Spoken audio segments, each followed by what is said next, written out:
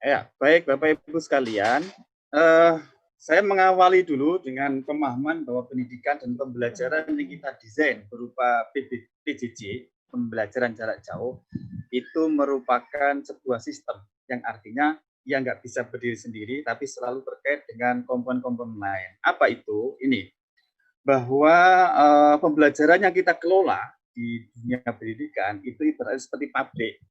Itu berawal dari peserta didik kita ini sebagai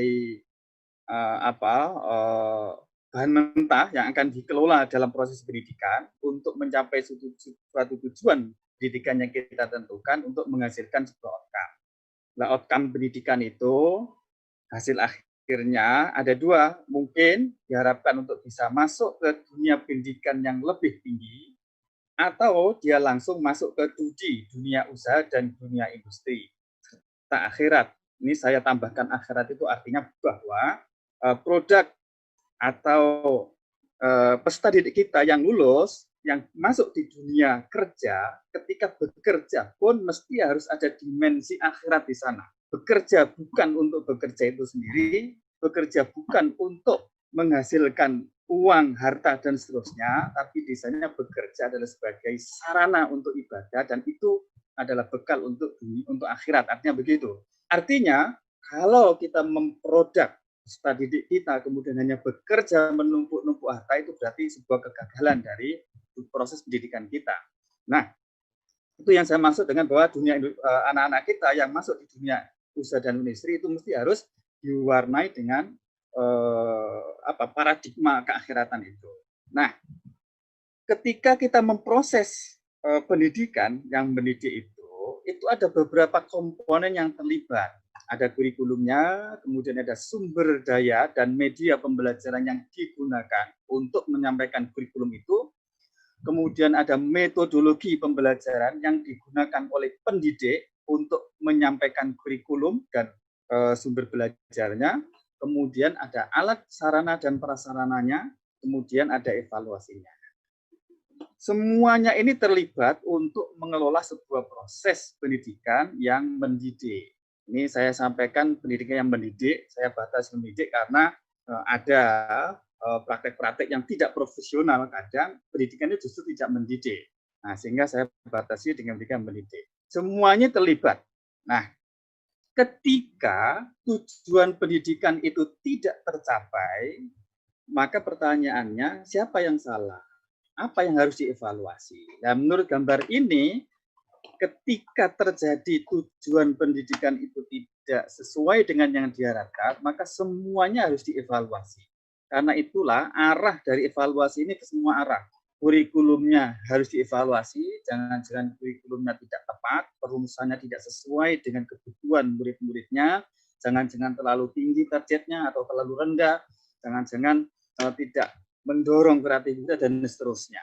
Kemudian kalau ada kegagalan juga, jangan-jangan sumber dan media pembelajarannya yang tidak tersedia dengan optimal, atau metodologi yang digunakan oleh guru itu tidak sesuai dengan karakteristik siswa misalnya, atau bahkan pendidiknya, jangan-jangan gurunya yang nggak bisa mengajar, atau alat sarana prasarana yang tidak lengkap untuk bisa mendelivery semua kurikulum itu.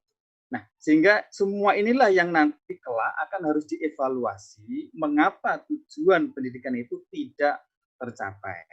Nah, di sini pendidik ini saya taruh di tengah. Jadi bahwa, pendidik ini saya taruh di tengah. Ini terkandung maksud tersendiri. Mengapa? Karena menurut saya hal yang paling utama atau komponen yang utama yang bisa mempengaruhi terhadap proses pendidikan yang bermutu atau yang mendidik itu ada di tangan pendidik sebetulnya. Apalah artinya kurikulum yang hebat di tangan pendidik yang tidak profesional, di tangan pendidik yang tidak bisa mengajar. Apalah artinya sumber belajar, media pembelajaran yang canggih, lengkap di tangan pendidik yang tidak profesional, yang tidak bisa menggunakan IT dan seterusnya. Apalah arti sebuah sarana prasarananya lengkap dan seterusnya di tangan pendidik yang tidak profesional atau tidak mampu, tidak punya kompetensi. Jadi dari semua komponen tadi itu, menurut saya yang paling utama itu adalah pendidik. Itulah sebabnya saya taruh di tengah. Pendidik inilah yang nanti akan sangat berpengaruh dalam mengelola sebuah proses pendidikan. Nah, tapi ingat bahwa guru itu tidak bisa berdiri sendiri.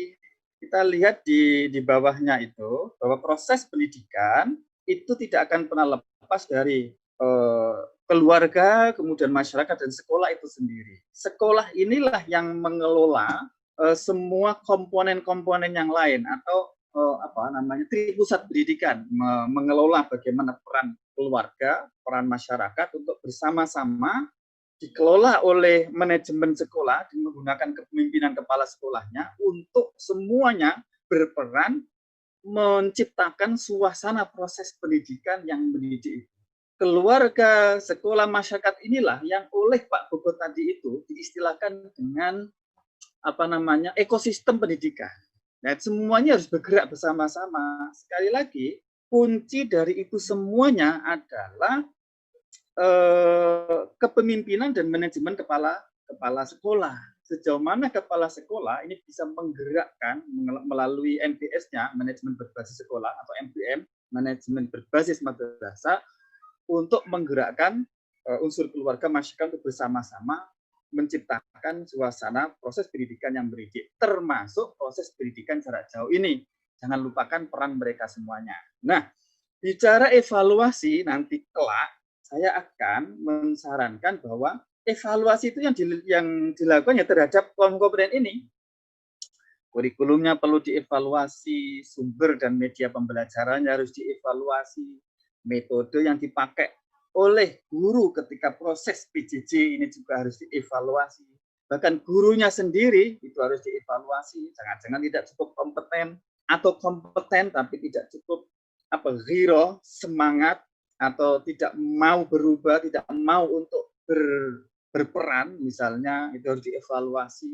Atau jangan-jangan sarana prasarananya, akses internet yang tadi disebut-sebut oleh Pak Bogor, kemudian seterusnya, atau jangan-jangan tidak bisa mengevaluasi. Jadi kita bicara evaluasi, nanti ke depan semua komponen ini mesti harus dievaluasi. Oke, baik.